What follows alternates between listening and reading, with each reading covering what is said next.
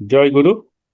আমরা গুরুদেবের বই আহ যোগ ও সাধন রহস্য চতুর্থ অধ্যায়, এটা 12তম আহ, সংখ্যা হচ্ছে, যেখানে আমরা ক্রিয়ার পদ্ধতি এবং তার উপকার নিয়ে কথা বলছি। কারুর যদি কিছু এর বেশি জানার থাকে, তো সে ঠাকুরের, যেহেতু আমরা ঠাকুরের বই জগৎ সাধন রহস্যটাকে ফলো করছি, তো তার বই তারা সবাই পড়তে পারে। ওখানে পুরো আহ, দেওয়া আছে। আহ, তো এটা হচ্ছে কথা। আর যা আমরা আলোচনা করছি সেইটা দেখে কেউ যেন ক্রিয়া করার চেষ্টা না করে, কারণ লাহিড়ী মহাশয়ের নির্দেশ আছে ক্রিয়া কিন্তু অথরাইজড গুরুর থেকে আহ, তার তত্ত্বাবধানে আমাদের ক্রিয়াটা শেখা উচিত এবং সবার ক্রিয়া করা উচিত। তো নিজে থেকে ক্রিয়া করলে কুফলটা বেশি হয়। তো এটা ডিসক্লেমার রইল, যেহেতু আমরা ক্রিয়ার পদ্ধতি নিয়ে আলোচনা করছি। তো আজকের আমরা শুরু করছি সবার মতন, আমরা গুরু প্রণাম দিয়ে শুরু করছি। আহ, অখণ্ড মঙ্গলাকারং ব্যক্তম জয়ন চলাচরম তৎপদং দর্শিত येन তস্मै শ্রী গুরবে নমঃ। অজ্ঞানতিমিরান্ধস্য জ্ঞানার্জන শলাকয়া চক্ষুरुन्मिलितं येन তস্मै শ্রী গুরবে নমঃ। গুরুর ব্রহ্মা গুরুর বিষ্ণু গুরুর্দেব মহেশ্বর গুরুরেব পরম ব্রহ্ম তস্मै শ্রী গুরবে নমঃ। জয় গুরু, জয় গুরু। গুরুর আশীর্বাদ নিয়ে, অনুমতি নিয়ে আমরা শুরু করছি। তো অনিন্দ, তুমি শুরু করতে পারো। আমরা শুরু করব শাম্ভবীর থেকে, 88 পাতা, শাম্ভবী মুদ্রা। ঠিক আছে, শুরু করছি তাহলে। শাম্ভবী মুদ্রা। বেদ শাস্ত্র পুরাণানি সামান্য গণিকাইব একৈব শাম্ভবী মুদ্রা গুপ্তা কুলবধূ দিব লক্ষ্যম বহির্দৃষ্টি নিমেষুন্মেষ বর্জিতা এষা সা শাম্ভবী মুদ্রা বেদ শাস্ত্রেষু গোপিতা অন্তর্লক্ষ্য বিলিঞ্চিত্ত পবনযোগী यदा वर्तते দৃষ্টা নিশ্চল তারায়া বহিরদ পশ্যন্ন পশ্যন্নপি মুদ্র অয়ং খলু সম্ভবী ভবতি সা লব্ধা প্রসাদাদ গুরু শূন্য শূন্য বিলক্ষণম স্ফুরতি তত্ত্বম পরম সম্ভবম। বেদ পুরাণাদি শাস্ত্রসমূহ সামান্য কণিকার ন্যায় সর্বত্র প্রকাশিত, পরন্তু একমাত্র সম্ভবী মুদ্রায় কুলবধূর ন্যায় গুপ্তা আছে। ইহা নিজ বোধগম্য, যে অবস্থায় বহির্বিষয়ে নিমেষ উন্মেষ বর্জিত স্থির দৃষ্টি দেখা যায়, অথচ অন্তর্মুখে অন্তরস্থ আত্মতত্ত্বে মনের লক্ষ্য থাকে, তাহাই বেদাদি শাস্ত্রে অপ্রকাশিত সম্ভবী মুদ্রা।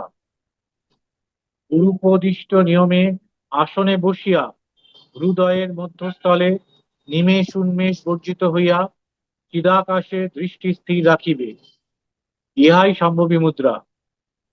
প্রাণ কর্ম করিতে করিতে যোগী যখন প্রাণ ও মনকে সুষুম্না বিবরে ও আত্মতত্ত্বে লয় করিয়া বাহিরে ও অধোদিগে স্থির দৃষ্টিতে চাহিয়া থাকিয়াও যেন কিছুই দেখিতেছেন না, এইরূপ ভাবে বর্তমান থাকেন, তখনই বিষয় সম্পর্ক সম্পর্ক শূন্য আত্মানুভব যুক্ত সেই পরম সম্ভব আত্মতত্ত্ব প্রকাশিত হয়। সুতরাং ইহাই সম্ভবী মুদ্রা। গুরুদেবের প্রসাদে ইহা লাভ করা যায়। নেত্রাঞ্জনম সমালোক্য আত্মারামম নিরীক্ষয়েৎ সা ভবেচ্ছম্ভাবী মুদ্রা সর্বতন্ত্রেষু গোপিতা। হিরণ্য সংহিতা। ভ্রুযুগলের মধ্যদেশে স্ত্রীর দৃষ্টি করত একান্ত মনে চিন্তা যোগে পরমাত্মাকে নিরীক্ষণ করিবে, ইহার নাম সম্ভবী মুদ্রা। এই মুদ্রা সর্বতন্ত্রেই গোপ্যা বলিয়া অভিহিত হইয়াছে। বালস্য মূর্খস যথৈব চেত স্বপ্নেন হীনমপি করতি নিদ্রাম ততগত পথ নিরাবলম্ব সা এব বিদ্যা বিচরন্তি সম্ভবী। জ্ঞান সংকলনী তন্ত্র। যেমন বালক ও মূঢ়ের চিত্ত নিদ্রিত অবস্থায় না থাকিলেও স্বপ্নাবস্থার ন্যায় প্রতীয়মান হয়, তেমনি যে বিদ্যা দ্বারা দেহাবন্ধনের ঊর্ধ্বস্থ যোগ অভ্যাস জনিত প্রত্যক্ষ অভিজ্ঞতা হইতে বলিতে পারি যে শাম্ভবী মুদ্রায় শিবনেত্র হইয়া, অর্থাৎ দুই ভ্রুর মাঝখানে নেত্রাঞ্জনের দৃষ্টিকে নিবদ্ধ করিয়া আত্মারামকে নিরীক্ষণ করা যায় এবং তাহাতে অর্ধ নিমীলিত নেত্র হইয়াও অবস্থান করা যায়। সদ্গুরু প্রদর্শিত বিধি অনুসারে প্রত্যহ 2 ঘণ্টা প্রাণায়াম সহ যোনি মুদ্রা করিবার পর জ্যোতির্ময় পুরুষকে দর্শন করিতে করিতে কূটস্থে মনের স্থিতি হইলে গুণাতীত অবস্থায় পৌঁছানো যায়। সাধকের জীবত্ব ঘুচিয়া শিবত্ব প্রাপ্তি ঘটে। ইহাকেই বলা হয় নিস্ত্রয়ী গুণ দৃষ্টি। এই দৃষ্টি সাধকের ভিতর ধীরে ধীরে উন্মোচিত হইয়া থাকে। উন্মেষ ও নিমেষ তখন এক হইয়া যায়, দৃষ্টি তখন পলকহীন হইয়া যায়। ইহাই সম্ভবী মুদ্রা। স্বয়ং শিব ত্রিসত্য করিয়া বলিয়াছেন, স এব আদিনাথশ্চ স চ নারায়ণ স্বয়ং স চ ব্রহ্মা সৃষ্টিকারী ইয় মুদ্রাম বেতি সম্ভবম। সত্যম সত্যম পুনঃসত্যম সত্যমুক্তম মহেশ্বর সম্ভবী ইয় বিজয়ানিয়াত স চ ব্রহ্ম ন চ অন্যথা। গেরণ্ড সংহিতা। যে সাধক এই সম্ভবী মুদ্রা বিদিত আছেন, তিনি আদিনাথ সদৃশ, তিনি স্বয়ং নারায়ণ স্বরূপ এবং তিনি লোক সৃষ্টিকারী ব্রহ্মার তুল্য। ইহাতে আর কোনো সন্দেহ নাই। শাস্ত্রে সম্ভবী ও খেচুরি মুদ্রার একই ফল বলা হইয়াছে। শ্রী সম্ভবাশ্চ খেচর্য অবস্থা ধাম ভেদত্ব ভবে চিত্ত লয় আনন্দ শূন্যে চিত সুখরূপিণী অটযোগ প্রদীপিকা। শ্রী সম্ভবী ও খেচুরি মুদ্রার বাহ্য স্থিতিভঙ্গি ও স্থানের ভেদে উভয়ের দ্বারাই দেহাভ্যন্তরস্থ আকাশ স্থানে চিদানন্দরূপী আত্মাতে চিত্তের লয় হওয়ার তজ্জনিত আনন্দ জন্মাইয়া থাকে। সম্ভবী মুদ্রায় দেহের বাহিরে ভ্রূমধ্যে নাসাগ্র সম্মুখে দৃশ্যমান দিব্য জ্যোতিতে দৃষ্টি স্থির। সুতরাং চক্ষু অর্ধ নিম্নেলিত শিব নেত্রবৎ থাকে এবং শিব নেত্রবৎ অবস্থান হয় বলিয়াই ইহার নাম সম্ভবী মুদ্রা। আর খেচুরি মুদ্রার আজ্ঞা চক্রস্থ মহাকাশে অন্তর্দৃষ্টি অর্থাৎ চিত্ত স্থির বলিয়া চক্ষু সম্পূর্ণ নির্মিত থাকে। দৃষ্টি খেয়ে অর্থাৎ অন্তরাকাশে চড়ে বলিয়াই খেচুরি মুদ্রা। নিম্নে সম্ভবী ও খেচুরি সম্বন্ধে আরো কিছু বলিবার প্রয়াস পাইতেছি। চক্ষুর তারা দুইটিকে নাসাগ্র সম্মুখে দৃশ্যমান নেত্র বহির্গত আত্মজ্যোতিতে সংযোজিত করিয়া হৃদয়কে কিঞ্চিত ঊর্ধ্বে উত্তোলন পূর্বক শিবনেত্র হইয়া থাকিবে। তাহা হইলে ক্ষণকাল মধ্যে মন সেই আত্মজ্যোতিতে সমাহিত হইয়া উন্মনি অবস্থা উৎপন্ন করিবে। ক্রিয়া সাধন করিতে করিতে যাহারা নেত্র বহির্ভূত এই জ্যোতি দর্শন করিয়াছেন, তাহারা জানেন যে উহা নিত্যন্ত চঞ্চল ও ক্ষণস্থায়ী। আমাদের চক্ষু তারার চঞ্চলতাই ঐরূপ চঞ্চল দৃষ্টির একমাত্র হেতু। ক্রিয়াযোগ অভ্যাস ও মনোসংযোগ দ্বারা চক্ষু তারাদ্বয়কে যুগপৎ ওই জ্যোতিতে স্থির করিয়া ধরিতে ও রাখিতে পারিলেই ওই জ্যোতি ঠিক নাসাগ্রের সম্মুখে স্থির ও স্থায়ীভাবে প্রত্যক্ষ হইবে। যিনি স্থির মনা হইয়া চক্ষু অর্ধ উন্মীলন পূর্বক নাসাগ্রে ভ্রূমধ্য সম্মুখে দৃশ্যমান জ্যোতিতে দৃষ্টি স্থাপন করিয়া ইরা ও পিঙ্গলার প্রাণ প্রবাহের লয় সাধন দ্বারা নিষ্পন্দ ভাবে অবস্থান করেন, তিনি জ্যোতিরূপ প্রকাশ অনন্ত বিশ্বের বীজ স্বরূপ যাবতীয় অস্তিত্ব সমূহের মধ্যে শ্রেষ্ঠ বস্তু বলিয়া কথিত অখণ্ড পবন তত্ত্বরূপ তৎপদ পরমাত্মা প্রাপ্ত হন। ইরা ও পিঙ্গলার প্রভাব নিরোধ পূর্বক সুষমাতে প্রাণকে স্থির করিয়া প্রাণ ও মনের সর্বচাঞ্চল্য পরিহার করত নিরন্তর আত্মজ্যোতি ধ্যান করিবে। গুরুপদিষ্ট নিয়মে ক্রিয়া করিতে করিতে বাম ও দক্ষিণ নাড়িতে প্রবাহিত প্রাণ যখন মধ্য নাড়িতে অর্থাৎ সুষুম্নাতে বিচরণ করে, ইরা ও পিঙ্গলার মধ্যবর্তী সেই শূন্য দেশ প্রাণবায়ুকে গ্রাস করিয়া থাকে, অর্থাৎ প্রাণবায়ুকে নিজের ভেতর লইয়া বদ্ধ ও লয় প্রাপ্ত করিয়া থাকে। আবার ইরা ও পিঙ্গলার মধ্যে উহাদের সম্মিলন স্থান ব্রহ্ম বিবরে মন অবলম্বন শূন্য হইয়া থাকিলে তাহার সেই ওম চক্রের যে মুদ্রা সংস্থিত বা সাধিত হইয়া থাকে, তাহারই নাম খেচরি। সেই বোম চক্রের চন্দ্রমণ্ডল হইতে নির্গত ও অমৃত ধারা তাহা সাক্ষাৎ আত্মরূপী শিবের প্রিয়। সেই অমৃত রাশির দ্বারা পদতল হইতে মস্তক পর্যন্ত সর্বদেহ প্লাবিত হইয়া থাকে। অনুভবাত্মক চিত্ত দ্বারা নির্বিকার মনকে অনুভব ও ধ্যান করিয়া সে আত্মরূপ পরম পদকে ধারণ করিতে হয়। ক্রিয়া বিশেষের দ্বারা দিব্য সুষুম্না পাতকে ঊর্ধ্বস্থ মুখে প্রাণবায়ু দ্বারা পূর্ণ করিবে, আবার অধোমুখেও অপান বায়ু দ্বারা পূর্ণ করিবে। তাহা হইলেই নিশ্চিত খেচুরি অভ্যস্তে হইয়া সমাধি উপস্থিত হইবে। ভূমধ্যস্থলে শিব স্থান, আধ্যাত্ম ধ্যানের স্থান, আত্মধ্যানের স্থান। সেইখানে মনকে লয় করিবে। ইহাকেই জাগ্রত স্বপ্ন সুষুপ্তি বা স্থূল সূক্ষ্ম কারণের পরবর্তী সেই তুরীয় পদ বলিয়া জানিবে। সেই অবস্থায় কাল থাকে না, অর্থাৎ ভূত ভবিষ্যৎ রূপ কাল প্রবাহের জ্ঞান থাকে না, আর মৃত্যু আসতে পারে না। অভ্যাসে তো খেচুরি তাবৎ যাবৎ স্যাৎ যোগী নিদ্রিত সৎপ্রাপ্ত যোগ নিদ্রস্য কাল নাস্তি কদাচন। হঠযোগ প্রদীপিকা। যাবৎ যোগ নিদ্রা বা সমাধি না আসে তাবৎ কাল খেচুরি অভ্যাস করিবে, অর্থাৎ খেচুরি অভ্যাস করিতে করিতেই ক্রমে যোগ নিদ্রা রূপ সমাধি উপস্থিত হইবে।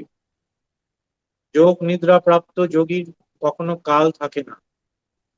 তদবস্থায় সুদীর্ঘ কাল থাকিলেও তাহার সম্বন্ধে জাগরণের পর তাহার কোনো বোধই থাকে না, যেন কোনো কালাতিপাত হয় নাই, এরূপ বোধ হয়।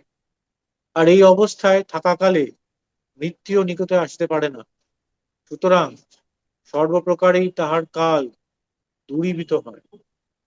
হুম। জয় গুরু। এটা জয় গুরু। অমরত্বের মুদ্রা। পড়ব? না, আমরা এখানে সম্ভবিত আলোচনা করে নি। হ্যাঁ, করলাম দা, বলুন। হ্যাঁ, তো মানে এটা তো মূল ক্রিয়ার সঙ্গে সহযোগী যে কটা হঠযোগের আসনকে লাহিড়ী বাবা মান্যতা দিয়েছেন এবং এগুলোকে অনেক সাবলিমেট করে তুলেছেন, এটা তার মধ্যে অন্যতম। তো এই সম্ভবী ক্রিয়া, এখানে দুটো কথা আছে। প্রথম কথা, গুরুদেব না দেখিয়ে দিলে এটা কেউ বই পড়ে করতে পারবে না, করার করতে নিষেধও করা হচ্ছে।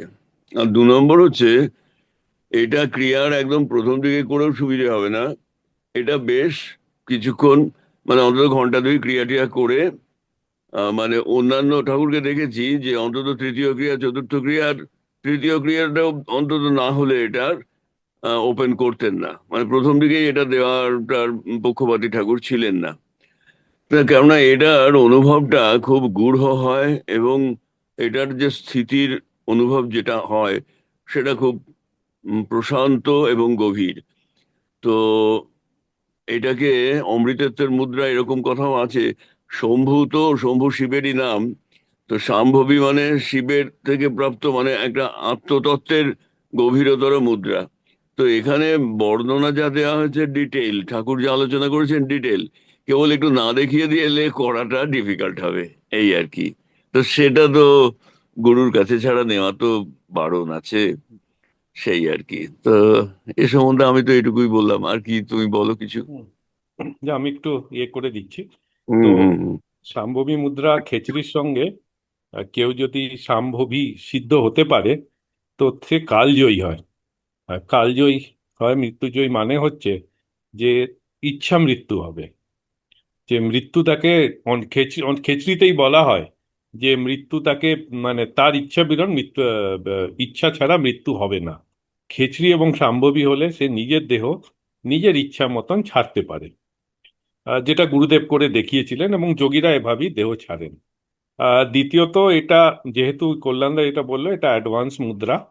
আহ, ঠাকুরের বইতে আছে যে তৃতীয় ক্রিয়াতে শাম্ভবীতে করা যায়, এবং যারা, যে সাধক অনেক ক্রিয়া করে যারা উচ্চ সাধনায় পৌঁছে যায় তাদের ক্রিয়া শাম্ভবীতে করতে বলা হয়। সেটা অনেক পরে, যেরকম কল্যাণদা বলল, সেটা অনেক পরে তাদের শাম্ভবীতে ক্রিয়া করতে বলা হয়। এবং ঠাকুর অনেককে প্রথম ক্রিয়া দ্বিতীয় ক্রিয়া, যার অনেক, মানে যার ক্রিয়া প্র্যাকটিস হয়ে গেছে তাদের শাম্ভবীতেও করতে বলেছেন। তবে এটা যেরকম কল্যাণদা বললো, সেটা হচ্ছে, বললেন সেটা হচ্ছে গুরু উপদেশ সাপেক্ষ। নিজের থেকে, মানে অনেকে বলে যে আমি শাম্ভবিক চলে যাব, ছবি টবিতে তো ঠাকুরের ছবি আছে, ছবি টবি দেখে নিজেরাও চেষ্টা ফেষ্টা করতে করতে চেষ্টা করে। তো যেরকম কল্যাণদা বলে যে ভাই দেখে নিজেরা করো না, কারণ শাম্ভবীর একটি পদ্ধতি আছে, শাম্ভবীর একটি টেকনিক আছে। সেই সেই ফাইনাল টেকনিকটা ঠাকুর লেখেননি, যেটা কি ঠাকুর দেখিয়ে দেন, যাকে গুরুরা দেখিয়ে দেন, যে এই যেই লিয়ে যে গুরুরা, তো সেহেতু মানে নিজের থেকে সাম্ভবী করাটা ঠিক না। এবং সাম্ভবী, কেউ যদি সাম্ভবী সিদ্ধ হয় সে যোগের অনেক অ্যাডভান্স স্টেজে, সেই জন্য সাম্ভবী দেওয়া হয়।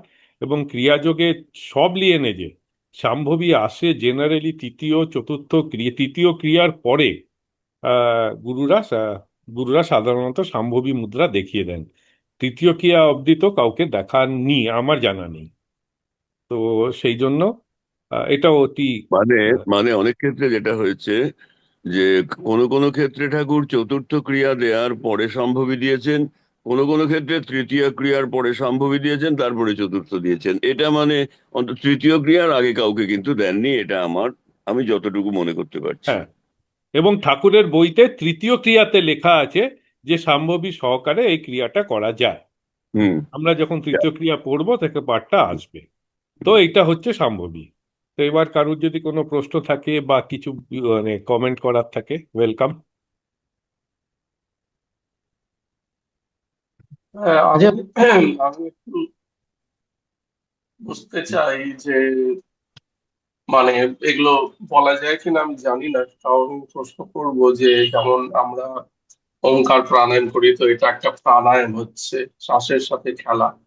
মহামুদ্রা করলে এক রকমের মানে ফিজিক্যাল এক্সারসাইজ, নাভি ক্রিয়া করলে সমান বায়ু সমান করা যাচ্ছে, সেইভাবে সম্ভাবিতে ব্যাপারটা কি মানে ওইটাতে প্রাণের খেলা হচ্ছে কি জ্যোতি দর্শন হচ্ছে, মানে এটা কি কিছু জানা যেতে পারে, বা এটা হ্যাঁ, একটা জাস্ট ফিজিক্যাল টেকনিক? হ্যাঁ, শোনা যাচ্ছে। হ্যাঁ। হ্যাঁ। আচ্ছা, আমি কল্যাণদার কাছে যাওয়ার আগে আমি একটা ছোট্ট কারেকশন করে দিই। আহ, আমরা যে মহামুদ্রা করি বা প্রাণায়াম করি, এটা ফিজিক্যাল এক্সারসাইজ নয়। ফিজিক্যাল এক্সারসাইজ হচ্ছে শুধু মহামুদ্রার পশ্চার। আমরা যদি মহামুদ্রা দেখি, আমরা মহামুদ্রাতে কি করি, আমি জাস্ট একটু কারেকশন করছি, আমি শুধু মহামুদ্রার পশ্চার করছি না। মহামুদ্রাতে প্রথম ক্রিয়া পুরো আছে, তাতে জপ আছে, তো প্রাণায়াম আছে, জপ আছে, কুম্ভক আছে। হ্যাঁ, তিনটে মিলিয়ে হচ্ছে ক্রিয়াযোগের মহামুদ্রা। এই তিনটে মিলিয়ে যখন মহামুদ্রা করা হয় তখন সেটা ফিজিক্যাল এক্সারসাইজ কোনোভাবেই থাকবে না। পশ্চিমাত্য আসন হচ্ছে ফিজিক্যাল এক্সারসাইজ। মহামুদ্রার যেটা বেসিক আসন, যেটা সেটা হচ্ছে পশ্চিমাত্য আসন, যেটা নেওয়া হয়েছে হঠযোগ থেকে। কিন্তু যখন লাহিড়ী মহাশয় যে মহামুদ্রায় আমরা যাই, সেটা ফিজিক্যাল এক্সারসাইজ নয়, তাতে জপ করছো, পুজো করছো। মানে আমরা হ্যাঁ, যখন মহামুদ্রা ব্যাপার- করি আমরা পুজো করছি, চক্রে হ্যাঁ চক্রে হ্যাঁ মন্ত্র পাঠ করছি। হ্যাঁ, ওইটাই। তারপরে কুম্ভক হচ্ছে, প্রথম ক্রিয়াটা পুরো হচ্ছে। ইনফ্যাক্ট মানে একটা মহামুদ্রা, একটা মহামুদ্রা কিন্তু যে ভালোভাবে করবে সেটা 2.5 থেকে 3 মিনিটের মহামুদ্রা। হুম হুম। 44 সেকেন্ড ভাই, দেখো ফার্স্ট দেখো ক্রিয়া ভাই, হবে। অ্যাকচুয়ালি রামদেওজির মহামুদ্রার থেকে তো ক্রিয়াযোগের মহামুদ্রার একটা ডিফারেন্স আছে, এবং হ্যাঁ, সেইটা হচ্ছে এই জপের জায়গাটায়। তো জপ জপ এবং করছি, প্রাণায়াম হ্যাঁ, সব জপ মিলিয়ে, প্রাণায়াম দুটো মিলিয়ে। এবং তাতে কুম্ভক আছে, হুম। তাতে জলন্ধর বান্ধ আছে, মহামুদ্রাটা শুধু মহামুদ্রা নয়। তো সেই জন্য মানে আমি এটা কারেকশন করে দিলাম, আমরা যেটা মহামুদ্রা করি বা ক্রিয়াযোগে সেটা ফিজিক্যাল এক্সারসাইজ নয়, সেটা অন্য জিনিস। ফিজিক্যাল এক্সারসাইজ হচ্ছে অনুলোম বিলোমে শ্বাস নিচ্ছি শ্বাস ছাড়ছি। আমরা প্রাণায়ামে শুধু কি শ্বাস নিচ্ছি শ্বাস ছাড়ছি? আমরা চক্রে চক্রে জপ করছি, সে তো পুজো হয়ে গেল। চক্রে চক্রে জপ করছি, কুম্ভক করছি, ওঙ্কার জপ করছি। ওঙ্কার তো একটা জপ, একটা মন্ত্র, আর সেই জপে আমরা ওঠানামা করছি। তো সেইটা যখন আমাদের প্রাণায়াম হয়, এটা ফিজিক্যাল প্রাণায়াম নয়। ফিজিক্যাল প্রাণায়াম হচ্ছে শ্বাস তোলো দেখো, শ্বাস ছাড়ো। এখানে তো এখানে একটা কথা বোধহয় বলে দেওয়া ভালো, যে লাহিড়ী বাবা হঠযোগ থেকে দুটো তিনটে জিনিস নিয়েছেন, কিন্তু উনি যেভাবে এটাকে প্রাণবন্ত করেছেন, মানে যে এটার মধ্যে যে প্রাণ সঞ্চার করেছেন, তারপরে এটা আর নিছক হঠযোগ থাকেনি। হঠযোগের মধ্যে কিন্তু মন্ত্রের কোনো জায়গা নেই। খেচড়িও তো হঠযোগেরই অন্তর্গত, কিন্তু লাহিড়ী বাবা এটাকে যেভাবে মানে অ্যানিমেটেড করে এটার মধ্যে প্রাণ সঞ্চার যেভাবে করেছেন, তারপরে আর এটা নিছক হঠযোগ থাকেনি। এটা কিন্তু একটা ক্রিয়াযোগ নিতান্তই ক্রিয়াযোগের একটা শরীর হয়ে গেছে। তো এখানে ওই কথাটা মনে রাখতে হবে যে মহামুদ্রা কিন্তু রামদেবজির লোকেরা বা এমনি যারা হঠযোগ, যারা এমনি ব্যায়াম ট্যায়াম করে তারা করে, কিন্তু লাহিড়ী বাবারটার মধ্যে একটু সূক্ষ্ম তফাৎও আছে। আর এই মন্ত্র সংযোগ করে দিয়ে ওটাকে প্রাণিত করা হয়েছে। আমার তো মনে হচ্ছে এভাবে বলাটা যায়।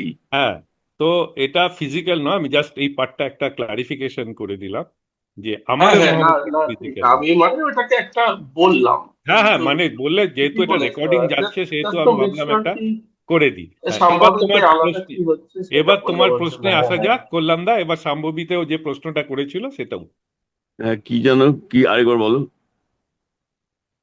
প্রশ্নটা হ্যাঁ, আরেকবার বলো। কল্যাণ দা, হ্যাঁ বলছি হ্যাঁ, যে, যেটা ফের থেকে আমি রিপিট করছি, যখন আমরা হুম, প্রাণায়াম করি, ওঙ্কার প্রাণায়াম বা হুম, আহ বাসুদেব থার্ড সেকেন্ড ক্রিয়া, সেগুলোতে আমরা হুম, প্রাণ নিয়ে হুম, আহ করছি কিছু। হুম, হুম। আবার আহ মহামুদ্রা, এগুলোতে মানে একটু সবই আছে, প্রাণায়ামেরও খেলা আছে, একটু ফিজিক্যালও আছে, মন্ত্রও আছে। তো সেইভাবে সম্ভাবিতটা কি আছে মানে, আমি সেইভাবে বোঝা যায় না। আমাদের তো একটু মনে হয় ফিজিক্যাল ব্যাপার, মানে চোখ অর্ধেক খুলে, মানে কিন্তু মানে কি, এটাতে কিসের খেলা হচ্ছে? আচ্ছা আচ্ছা, মানে দেখো এখানে তো মূলত ক্রিয়াযোগটা হচ্ছে জ্যোতির সমুদ্র। তো জ্যোতি শুধু জ্যোতি নয়, তার মধ্যে একটা অপরিসীম অনুভূতি, একটা অমৃতময় অনুভূতি। তো ওই উপলব্ধি, অনুভূতি এবং জ্যোতির সমুদ্রে হারিয়ে যাওয়া, এটাই তো হচ্ছে ব্যাপার। তো এই শাম্ভবীর মধ্যে কিন্তু প্রাণায়াম যে কিছু নেই তা নয়, আছে।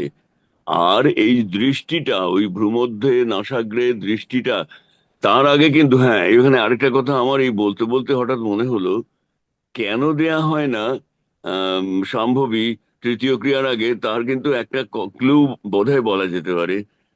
আমাদের যেদিন ঠাকুর নাভি ক্রিয়াটা দেখালেন, তারপরে বললেন নাভি ক্রিয়াটা ভালোভাবে করতে না পারলে শাম্ভবী মুদ্রায় গিয়ে আটকে যাবে। অর্থাৎ এখানে একটা ত্রাটকের ব্যাপার আছে। তো এই ত্রাটকটা, মানে ওই নিমেষ উন্মেষ বর্জিত দৃষ্টি যেটা, ওইটা নাভিক্রিয়ায় যতটা ডেভেলপ, যে যতটা নাভিক্রিয়া ভালোভাবে করতে পারবে, ডেভেলপমেন্টটা যার যতটা ভালো হবে, সম্ভবী মুদ্রাটা তত সুন্দর হবে, তত ভালো হবে। তো এখানে তো সেই অনুভব এবং জ্যোতি, এই এই দুটোই তো মূলত আমরা আমাদের কাছে আর কি আসে। তো এর, যদি বলো এটার নিট রেজাল্ট কি, তো ওই অনুভব গাঢ়তর হয়, আর জ্যোতির মধ্যে হারিয়ে যাওয়া, এই তো। কিন্তু ত্রাটকটা এখানে একটা ফ্যাক্টর, এবং সেই ত্রাটকটা কিন্তু নাভিক্রিয়াতে ওই জন্য আগে তৈরি করে নেওয়া হয়। সেই কারণেই কিন্তু বলা যেতে পারে যে ওই জন্য তৃতীয় ক্রিয়ার জায়গা না হলে, অর্থাৎ ত্রাটকের একটা মোটামুটি একটা কনসিডারেবল জায়গায় না পৌঁছলে, শাম্ভবীটা ঠাকুর দিতেন না। আচ্ছা, বুঝেছি। হ্যাঁ, আর কারুর কোনো প্রশ্ন বা কোনো কমেন্ট আছে? আচ্ছা, এই যে বোম চক্র ব্যাপারটা, ওটা এক্স্যাক্টলি মানে কি বোঝাচ্ছে বোম চক্র? কি চক্র? বললাম না? কি চক্র ভাই? বোম চক্র 90 পাতায় আছে না? Bomb bomb. বোম হ্যাঁ, মানে তো আকাশ। বোম মানে আকাশ আর কি। মানে ওই বোম চক্রের যে মুদ্রা সংস্থিত বা সাধিত হইয়া থাকে, মানে ওই লাইনটা মানেটা বুঝতে পারছিলাম না। দেখো, ওই আজ্ঞা চক্রের উপরে তো আকাশই শুধু, বোম নিরাকার জগৎ। আজ্ঞা চক্রের উপরে যাওয়ার কথা মনে হচ্ছে। আচ্ছা। এটা আমি ইংরেজিতে বলতে মানে বলতে পারি, যেটা এক্সপ্লেনেশন আছে ঠিক যোগানন্দের কি বলে মহাপ্রয়াণের আগে। সেখানে যেটা হয় সেটা হচ্ছে সম্ভবিতে মানে your mental vision goes to infinity. ওই যে হুম। ইয়ে আছে যে বনচক্র, আ- সেটা হচ্ছে আ- ইনফাইনাইট কে তুমি পারসিভ করছো আ- এখানে। আকাশ আকাশ, হ্যাঁ। আকাশ, সেটাকে বোমচক্র বলে। হুম। মানে তাকিয়ে আছে কিন্তু কোনো কিছু দেখছে না, হ্যাঁ, নাকি এরকম ব্যাপারটা, হ্যাঁ, তাই তো? হুম। চোখটা খোলা, সামনে তাকাচ্ছে, মন কিন্তু কিন্তু কিন্তু একদম ভূমধ্যরে আছে। ভেতরে হ্যাঁ, মনটা ভেতরে আর ইন্টারনাল। দৃষ্টি বাইরে। মনটার ভেতরে, দৃষ্টি বাইরে। হুম। যেটা আমরা নাভিক্রিয়াতে করি, মনটা মনটা মনটা চক্রে আর দৃষ্টি হ্যাঁ, বাইরে। হ্যাঁ, হ্যাঁ, ওটারই দৃষ্টিটা অসীমে, দৃষ্টিটা অসীমে। অসীমে, ওই তো অসীমে, ইনফাইনাইট, অসীমে, অসীম। হ্যাঁ, অসীমে, অসীমে। দৃষ্টিটা বাংলা শব্দ হচ্ছে অসীম, ঠিক বলেছে কল্যাণ দা, ইনফাইনাইট। ঠিক, ঠিক আছে, বুঝতে তো পেরেছি। আরো কোনো প্রশ্ন আছে? তা নাহলে আমরা এগোতে পারি। হ্যাঁ, চলো। নবমুদ্রা। यत्र यत्र स्थितो योगी सर्वकार्येषु सर्वदा ऊर्ध्वजिह्व स्थिरो धारयत पवन सदा। नवमुद्रा भवेदेशा योगिनां रोगनाशिनी। হেরণ্ড সংহিতা। সাধক সর্বদা যত্রতত্র যে কোনো কালে সর্বকার্যে স্থির ও জিহ্বা উল্টাইয়া রাখিয়া প্রাণায়াম করিয়া কুম্ভক দ্বারা বায়ু ধারণ করিলে নবমুদ্রা হয়। এই মুদ্রা প্রভাবে যোগীগণের রোগ নষ্ট হয়। এই মুদ্রাকে আকাশী মুদ্রাও বলা হইয়া থাকে। হুম। তো কল্যাণ দা একটু। ওই তো হলো খেচুড়ি, আর এতে তফাৎ কোথায়? হ্যাঁ, এটা যেটা ঠাকুর বলতেন, যেটা এটা আসন ছাড়া যে কোনো সময় যে কোনো জায়গায় করা হুম, যাবে। এটাকে কৃষ্ণানন্দজি আবার সূক্ষ্ম প্রাণায়াম বলেন, একই জিনিস। হুম, তো সেটা যেরকম ঠাকুর ঠাকুর অনেক সময় বলতে, বাসে বসে আছিস, তুই জানিস তোর পাশের লোকটা খেচড়ি করে এটা করছে কিনা। তো হুম, এটাই হচ্ছে নবমুদ্রা, এটা প্রাণায়ামের সঙ্গে বা মানসিক ক্রিয়ার সঙ্গে এটা যত্রতত্র করা যায়, যাতে ক্রিয়া ছাড়াও আমরা যেন সেই অসীমে মনটা দিয়ে থাকতে পারি। তো এটা হচ্ছে নবমুদ্রা। হুম। মানে যেখানে সেখানে বসে মানে জাস্ট জিভটাকে উল্টে রেখে পড়বে। হ্যাঁ। তো মূল বান্ধ, চলে এগিয়ে যায়। মূল বন্ধ। পার্শ্বি ভাগেন সংপিড্য যোনি আকুঞ্চয়েত পদম জিহ্বা মূর্ধম প্রমুত্থাপ্য মূলবন্ধেন মুচ্যতে। গুরু প্রদর্শিত পথে পায়ের গোড়ালি দ্বারা যোনি দেশকে নিপীড়িত করত, জিহ্বা ঊর্ধ্বে উঠাইলে মূল বন্ধ হয়। এ বিষয়ে হঠযোগ প্রদীপিকায় বলা হইয়াছে, পার্শ্বি ভাগেন সংপিড্য যোনিম আকুঞ্চয়ের উদম অপানমূর্ধম মাকৃষ্য মূলবন্ধয় অভিধীয়তে অধোগতি মপানাম বা ঊর্ধ্বগং কুরুতে বলাৎ আকুঞ্চেন আকুঞ্চনেন তম প্রাহু মূলবন্ধম হি যোগিনাম। উদম পার্শ্বস্য তু সংপীড্য বায়ুকুঞ্চ ইয়ৎ বলাৎ বারং বারং যদা ঊর্ধ্বম সমায়াতি সমীরণম। পাদগুলোহ দ্বারা যোনি স্থানস্থ মূলাধারকে সবলে চাপিয়া অপান বায়ুকে ঊর্ধ্বদিকে আকর্ষণপূর্বক উচ্চধারে সংকুচিত করিবে। উহা দ্বারা অপানরূপী অধ্যস্ত প্রাণ শক্তি ঊর্ধ্বে আকৃষ্ট হওয়ায় নাড়ী চক্রের সর্বনিম্ন সংযোগস্থল মূলাধার মুখবন্ধ হইয়া যায়। এই জন্য ইহাকে মূলবন্ধ বলা হয়। ফলত যে মুদ্রা উহ্যদেশকে আকুঞ্চন করিয়া অধঃপথে সঞ্চরণশীল অপান বায়ুকে সবলে ঊর্ধ্বগামী করে, তাহাকেই যোগীগণ মূলবন্ধ বলিয়াছেন। পুলক দ্বারা যোনিস্থান সবলে চাপিয়া ধরিয়া বারংবার এমন সজোরে বায়ুকে আকুঞ্চন করিবে, যেন তাহা ঊর্ধ্ব দিকে সঞ্চারিত হয়। গুরু বক্ত্রোক্ত গম্য কি? হ্যাঁ। গুরু উপদেশ মতো প্রাণায়ামাদি ক্রিয়া এবং মূলবন্ধের দ্বারা প্রাণ অপান এবং নাদবিন্দুর সম্যক প্রকারে একতা সাধন করিতে পারিলে যোগ সিদ্ধি হয়। প্রত্যক্ষ অনুভূতির সাহায্যে বলিতে পারি যে, প্রাণ ও অপানের ঐক্য সাধিত হইলে ঊর্ধ্বগামী অপান বায়ু নাভিস্থিত বহ্নিমণ্ডল প্রাপ্ত হয়। তখন সেই অপান বায়ুর আঘাতে দীর্ঘ অগ্নিশিখা উৎপন্ন হয়। অতঃপর সেই বহ্নিও অপান বায়ু সহ মিলিত হইয়া উষ্ণ প্রাণ স্বরূপত্ব প্রাপ্ত হয়। এইভাবে প্রাণবায়ুর সহিত একীভূত হইয়া যায়। উহার ফলে দেহস্থ তাপ অত্যন্ত বর্ধিত হইয়া ওঠে। প্রবর্তক সাধক এই অবস্থায় পৌঁছিয়া শঙ্কিত হইয়া পড়েন এবং শরীর অসুস্থ হইয়াছে এই বোধে আবিত হইয়া অনেকেই সাধন ক্রিয়া ছাড়িয়া দেন। শ্রী গুরুদেবকে স্মরণ করিয়া মনে সাহস সঞ্চার করিয়া সাধন পথে অগ্রসর হইতে হইবে। উক্ত তাপ সহ্য করিতেই হইবে। তদ্বারা নিদ্রিতা কুণ্ডলিনী সম্যক তাপিত হইয়া জাগরিত হন এবং দণ্ডাহত ভুজঙ্গীর ন্যায় ফোঁস ফোঁস শব্দ সহকারে নিঃশ্বাস ছাড়িতে ছাড়িতে কুটিলতা ত্যাগ করিয়া ঋজুতা প্রাপ্ত হন এবং সুষুম্না বিবরে প্রবিষ্ট হইয়া ব্রহ্মনারীর অভ্যন্তরে বিচরণ করেন। পূজ্যপাদ যোগীরাজ শ্রী শ্রী শ্যামাচরণ লাহিড়ী মহাশয়ের প্রবর্তিত ক্রিয়াযোগের প্রথম ক্রিয়াতেই এই অনুভূতি লাভ হইয়া থাকে। হ্যাঁ, কল্যাণ দা। হ্যাঁ, মানে শেষ কথাটাই আসল কথা, যে যদি কেউ মূলবন্ধ মুদ্রা নাও করেন কিন্তু ক্রিয়াযোগের এই প্রথম ক্রিয়াটাকে সিনসিয়ারলি করেন, কেননা এই যে আকুঞ্চনের ব্যাপারটা আছে, আকুঞ্চনের ব্যাপারটা এখানে ভাইটাল। এবং এই কুণ্ডলিনী তো শুয়ে আছেন সার্ধ বলয় আকারে, তিনি যেখানে মূলাধারে শুয়ে আছেন। এই আকুঞ্চনের দ্বারা যে অপান বায়ুটাকে ক্ষোভিত করা, এইটা কুণ্ডলিনীর জাগরণের একটা বিষয় বলে ধরে নেওয়া হচ্ছে।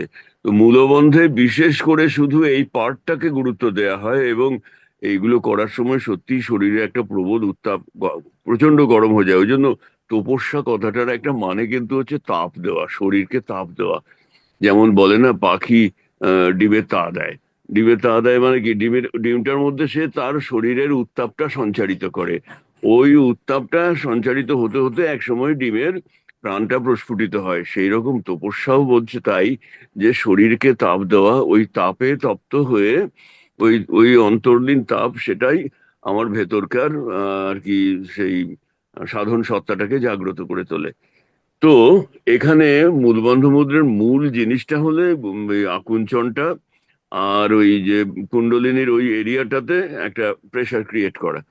তো সেই জিনিসটা কিন্তু আমরা প্রথম ক্রিয়া যেটা করছি সেখানেও সেই আকুঞ্চন আছে, প্রেসার ক্রিয়েট সেখানেও হচ্ছে। তো এই জন্যই লাস্ট লাইনে যেটা বলা হচ্ছে যে লাহিড়ী মশাই প্রবর্তিত ক্রিয়াযোগের প্রথম ক্রিয়াতে এই অনুভূতি লাভ হয়ে থাকে। ঠাকুর এটা দিয়ে এটাই বলতে চাইছেন যে মূলবন্ধ করে ঠিক আছে, লাভ তো হবে নিশ্চয়ই। আর প্রথম ক্রিয়াটা যদি সিনসিয়ারলি করা যায় এবং বাড়িয়ে যাওয়া যায়, তাহলে কিন্তু সেই কাজটা আমাদের প্রথম ক্রিয়াতেও হয়ে থাকে। হুম। কার কোনো প্রশ্ন আছে? আহ স্যার, একটা জিনিস জানতে চাইছিলাম, নাদ বিন্দুর সম্যক প্রকারে একতা সাধন করিতে পারিলে যোগ সিদ্ধি হয়। নাদ বিন্দু বলতে ওই কথাটা কি বলতে, মানে 91 পাতার দ্বিতীয় লাইন তৃতীয় লাইনের নিচের দিকে? আসলে দ্বিতীয় লাইন তৃতীয় লাইন কোথায় গেল? নিচে 91 পাতার নিচে একদম, মানে 91 তলার দিক থেকে দ্বিতীয় হ্যাঁ, তৃতীয় লাইনে। হ্যাঁ, গুরু উপদেশ মতে প্রাণায়ামাদি ক্রিয়া দ্বারা প্রাণ অপান এবং নাদ বিন্দুর সম্যক প্রকারে একতা সাধন করতে পারে। অ্যাকচুয়ালি কি, প্রাণ অপান তো ঠিক আছে, জানা গেল। আর নাদ আর বিন্দু বলতে দর্শন, যেটাকে দর্শন করছি ওটাকে বিন্দু বলা হচ্ছে বিভিন্ন জায়গায়। তো এই দর্শন আর তার সঙ্গে যে নাদধ্বনি ওঙ্কারধ্বনি তো হচ্ছে, এইগুলোর মাধ্যমেই কিন্তু ভেতরের ওই কুণ্ডলিনীর এই অনুভবের জাগরণটা হচ্ছে। এগুলো সাধন করতে করতে কিন্তু নাদও সঞ্চার হচ্ছে। নাদ তো কুণ্ডলিনী থেকেই আসছে বলা হচ্ছে। তাহলে নাদ সঞ্চার হচ্ছে, জ্যোতি তো বিন্দু দর্শন তো করি, যেটা দর্শন করি ওটাকে কেউ কেউ বিন্দু দর্শন বলছেন। তো ওই দর্শন, তার সঙ্গে যে নাদ, অনাহত নাদ হচ্ছে, এই সব মিলিয়েই কিন্তু সাধন পথের যে এক্সোডাস, সেটা কিন্তু এটার মাধ্যমেই হচ্ছে।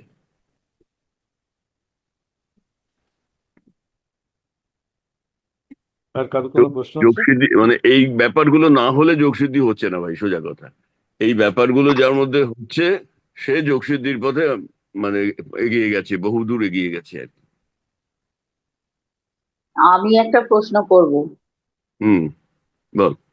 বলছি যে এই যে মানে তাপ সহ্য করার ব্যাপারটা বলা হচ্ছে, এই হুম। এই যে মানে আমরা তো আহ, যেটা এখানে বলা হয়েছে, মূল বন্ধ করলে যে তাপ হয় সেই তাপটা ভয় না পেয়ে সহ্য করে গুরুকে স্মরণ করে এগিয়ে যেতে হয়। তো হুম। মূল বন্ধ তো সেইভাবে আমরা করি না, কিন্তু আমরা ওই আকুঞ্চনের মাধ্যমে করি।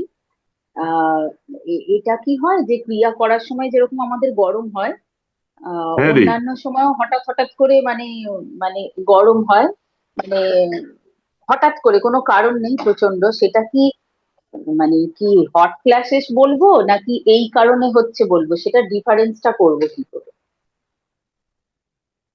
দেখ একটা কথা কি, হ্যাঁ এটা শারীরিক ভাবে যে হয় না তা নয়, হট ফ্লাশিং তো এটা মেডিকেল একটা ইস্যু। আচ্ছা, এছাড়াও কিন্তু যে অষ্টাঙ্গ সাত্ত্বিক বিকারের মধ্যে যে গুলো আছে, তার মধ্যে কিন্তু এরকমও একটা আছে, যে হঠাৎ করে শরীরটা যেন একটা ফ্লাশিং হলো। আমার মনে আছে তখন আমি খুব ছোট। আমার আমার বাবা মানুষ হয়েছিলেন তার দিদিমার কাছে। তো বাবা শেষ জীবনে দিদিমাকে এনে রেখেছিলেন।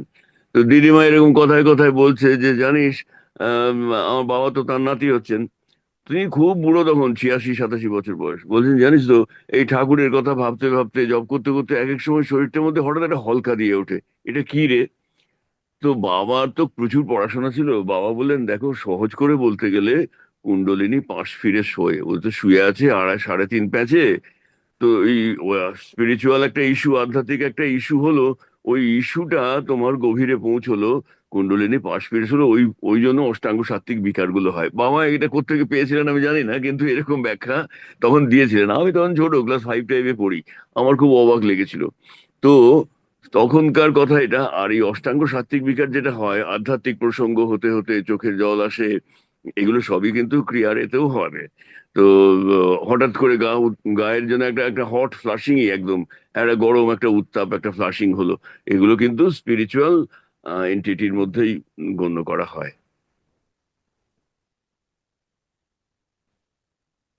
হুম। আর কোনো প্রশ্ন?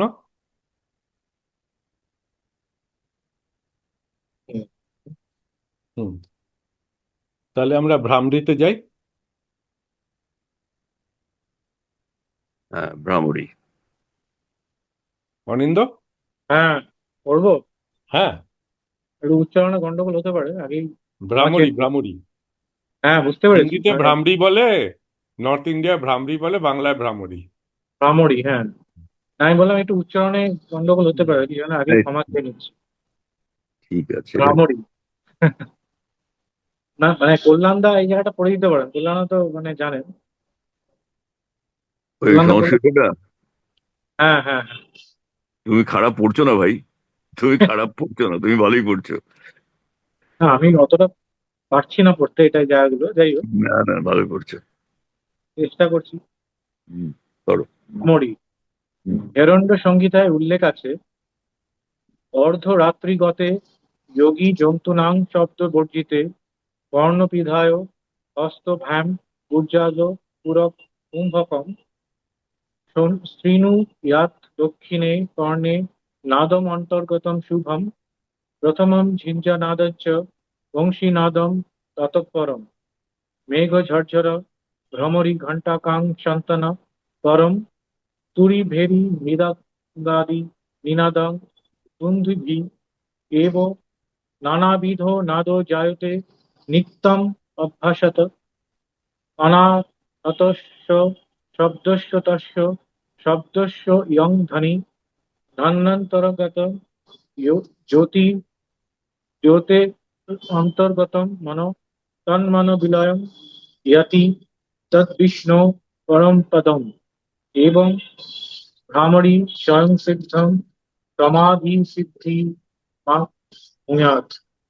রাত্রির অর্ধাংশ অতীত হইলে যে স্থানে কোনো প্রাণীর শব্দ কর্ণগোচর না হয় এইরূপ স্থানে যাইয়া সাধক নিজ হস্ত দ্বারা স্বীয় কর্ণযুগল বন্ধ করিয়া পূরক ও কুম্ভকের অনুষ্ঠান করিবে।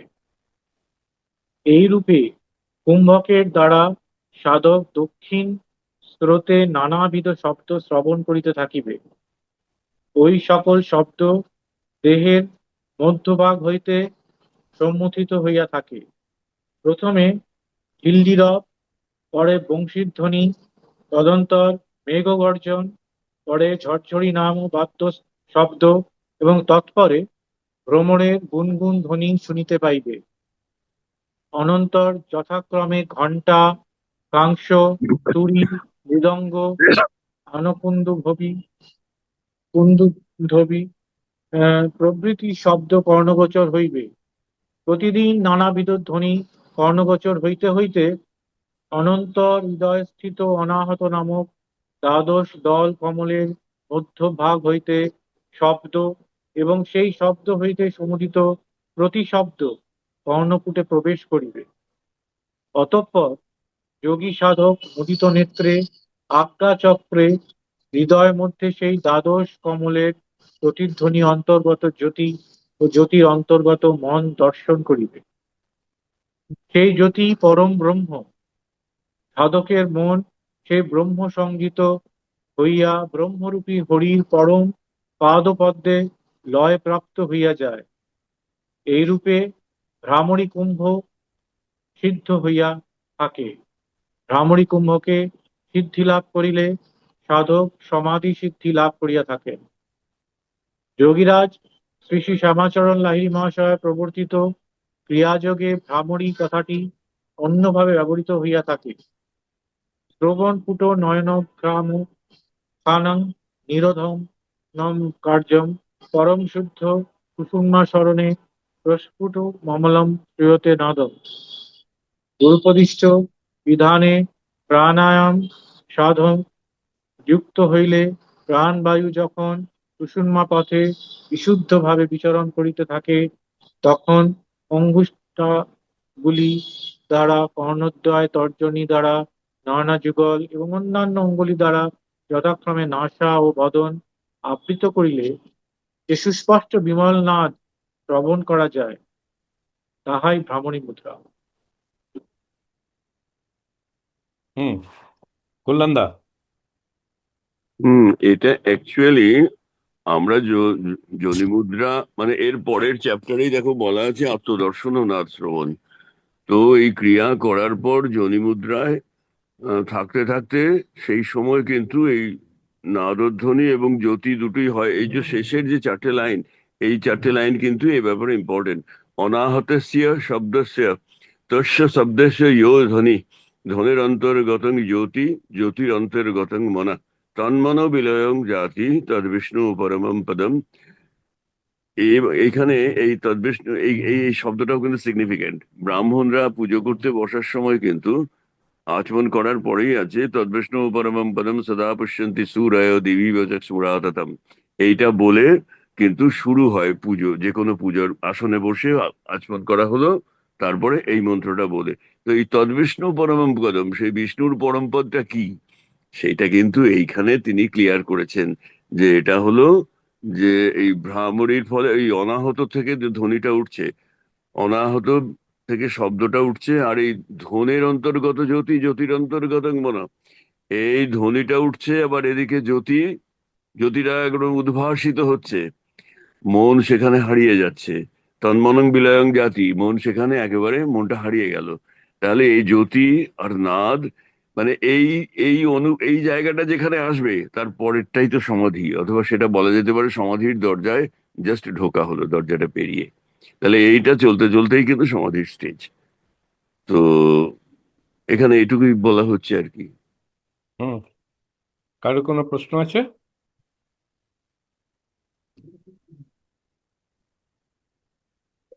তো এটা নাদ, ক্রিয়ার এসে যেটা কল্যাণদা বললো, এটা ক্রিয়ার যোনি মুদ্রার পরে যে নাদটা শোনা যায়, সেই নাদটারই বিশ্লেষণ করা হলো।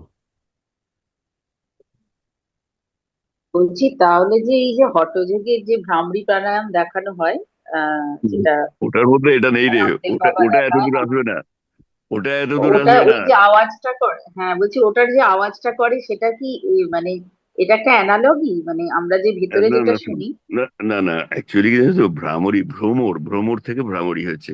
ওই ভ্রমরের গুঞ্জনের মতো ওরা একটা শব্দ করে না, ওঙ্কার ধ্বনি হুম, ওরা করে, কিন্তু আমাদের তো যোনি মুদ্রার ক্ষেত্রে দেখবি এর পরের স্টেজেই আছে আত্মদর্শন ও শ্রবণ। তো আমাদের তো এটার মধ্যে শুধু এই শাব্দিক ক্রিয়া নয়, এর আগে যে প্রাণায়ামটা করা হলো, ক্রিয়াটা করা হলো, জ্যোতির উদ্ভাসিত জ্যোতির্বনে একবারে সব ভেসে গেল জ্যোতির ইয়েতে, তার সঙ্গে অনাহত থেকে নাদ, মানে সাধক কিন্তু।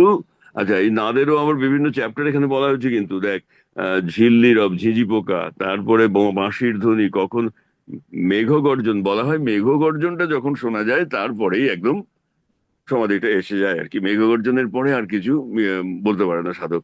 ঝরঝরি মানে ঝাঁঝর, ঝাঁঝ যেটা, এইগুলো বিভিন্ন রকম নাদানুসন্ধানের মধ্যে আছে। নাদ অজস্র কোটি প্রকারের, তবে আলটিমেটলি গিয়ে ওঙ্কার নাদে দাঁড়ায়।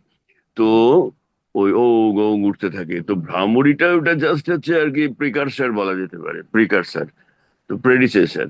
তো এইটা ওরা যে ভ্রামরী করে, হঠযোগের বইয়ে যে ভ্রামরী আছে সেটার মধ্যে তো শুধু ভ্রামরীর প্রচেষ্টা, কিন্তু অনাহত থেকে ওটা উঠবে কোত্থেকে? এটা ক্রিয়াটা না করলে, ক্রিয়া করার ফলে তো সুষুম্না জাগ্রত হলো অনাহত থেকে, তখন এই ধ্বনি উঠলো, জ্যোতি হলো। সেই জন্য আমাদের ভ্রামরী আর ওদের ভ্রামরীর মধ্যে কিন্তু ডিফারেন্স হবে।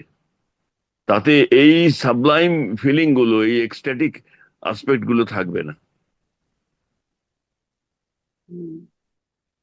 হুম। তার কারো কোনো প্রশ্ন আছে?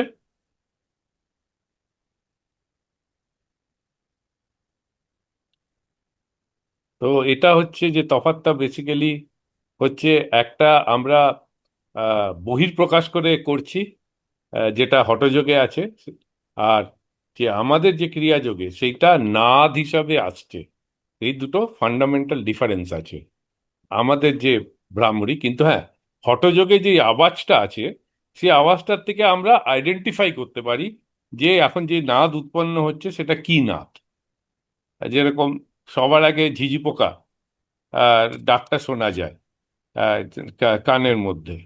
তো তারপর থেকে বংশী, বাকি স্টেজেস যেগুলো আছে, তো সেই নাদটা তো ভেতর থেকে অনাহত চক্র থেকে জেনারেট হচ্ছে। তো দুটোর মধ্যে তফাৎ তো আছে। কারো কোনো প্রশ্ন আছে?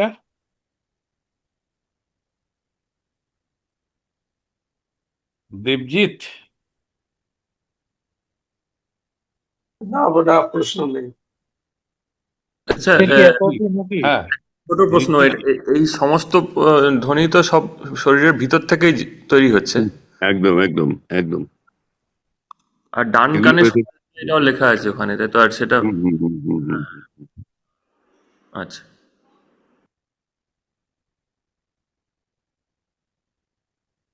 এটা সাইন্টিফিক্যালি এই নাদটা তৈরি হয় যখন বডির রেজোনেন্স, যেটা বডির তো একটা ভাইব্রেশন হচ্ছে, ক্রিয়া করতে করতে যখন বডির রেজোনেন্স, বাইরের যে শক্তি, আদ্যা শক্তি, তার সঙ্গে যখন রেজোনেন্স করতে শুরু করে, তখন সেই নাদগুলো শরীর থেকে ভেতর থেকে উৎপন্ন হয়। সেটা হচ্ছে নাদ। তো ক্রিয়া করতে করতে সেই নাদটা শোনা হয়।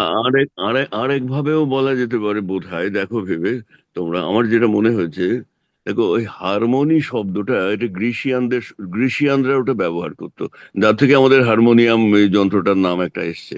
শব্দটা গ্রিসিয়ানদের কাছে আমরা প্রথমে পাই।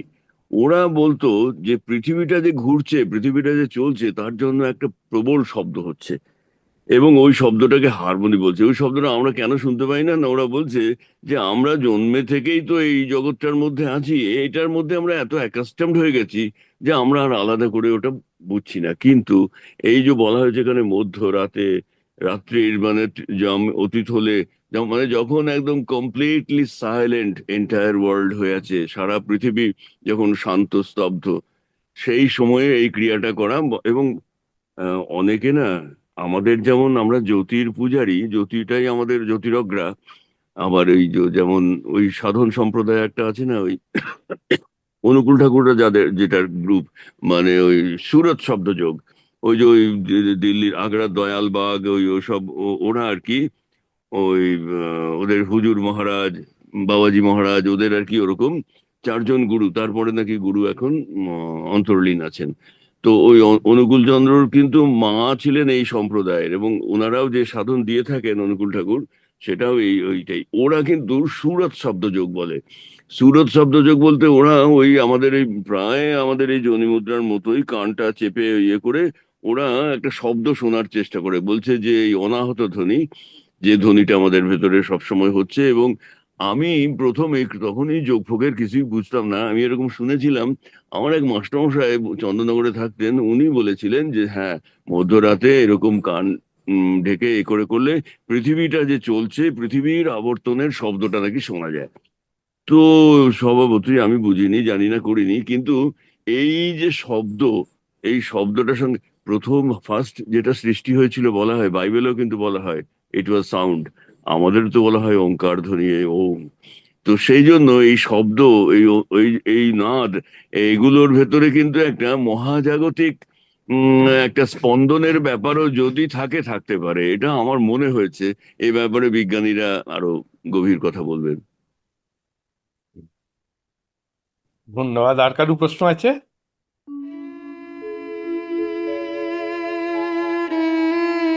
তো যদি না থাকে আজ তাহলে আমরা এখানেই শেষ করতে পারি। হ্যাঁ।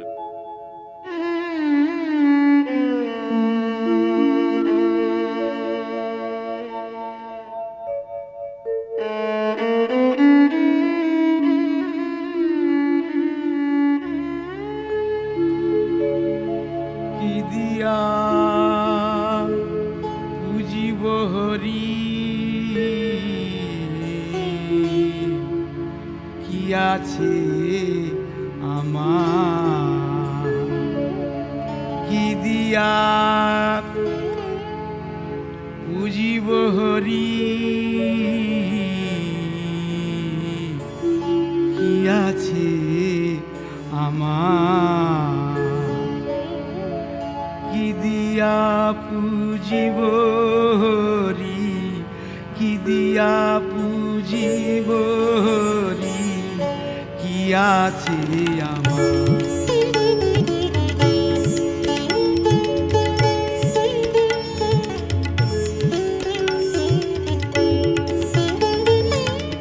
প্রেম ফুলে পুজলে নাকি, প্রেম ফুলে পুজলে নাকি পূজা হয় তোমার, কি আছে আমার, কি দিয়া পুজিব হরি, কি আছে আমার।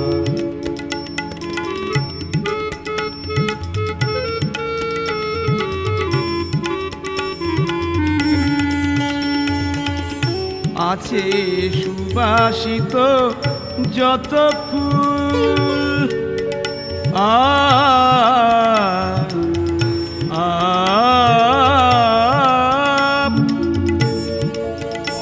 আছে সুবাসিত যত ফুল, মালতিয়া বেলা ফুল, গঙ্গা জলার তুলসী দ্বীপ, বুঝলে নাকি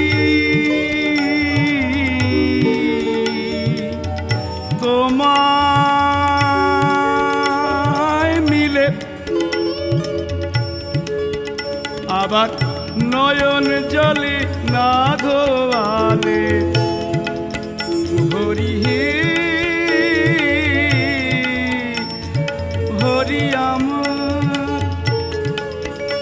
আবার নয়ন জলে না ধোয়ালে চরণ তোমার কি আছে আমার, কি দিয়া পুজিব হরি কি আছে আমার।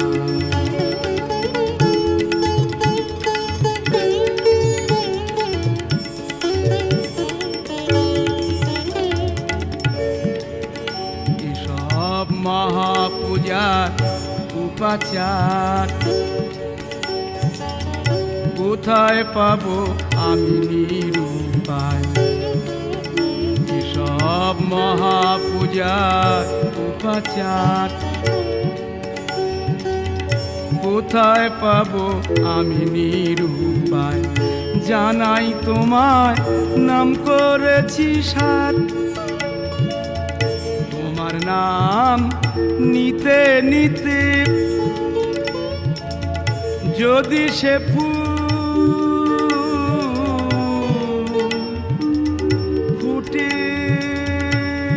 চিতে ফুটিলেও ফুটিতে পারে হরি হরি আমার। ফুটিলেও ফুটিতে পারে হৃদয়ে আমার কি আছে আমার, কি দিয়া পুজিব হরি কি আছে আমার।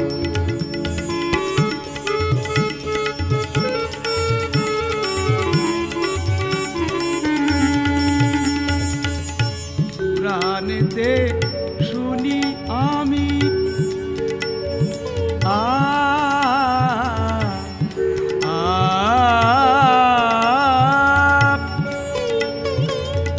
পুরাণেতে শুনি আমি নামের শনি আছো তুমি, আছো তুমি হৃদয়ের স্বামী হরি হরি আমার। আছো তুমি হৃদয়ের স্বামী ভরসায় আমার কি আছে আমার, কি দিয়া পুজিব হরি কি আছে আমার।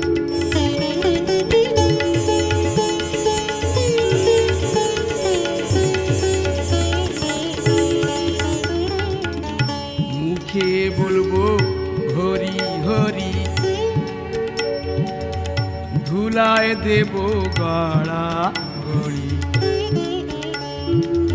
মুখে বলবো হরি হরি,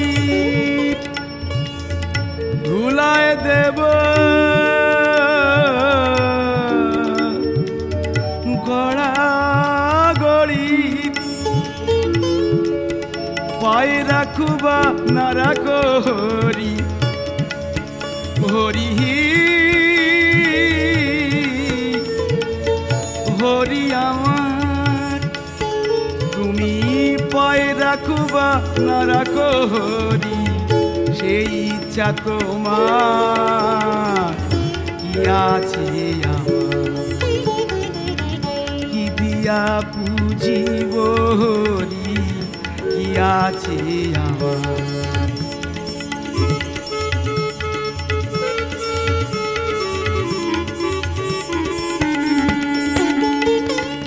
প্রেম ফুলে পুজলে নাকি, প্রেম ফুলে পুজলে নাকি পূজা হয় তোমার কি আছে আমার, কি দিয়া পুজিব হরি কি আছে আমার, কি আছে আমার, কি আছে আমার।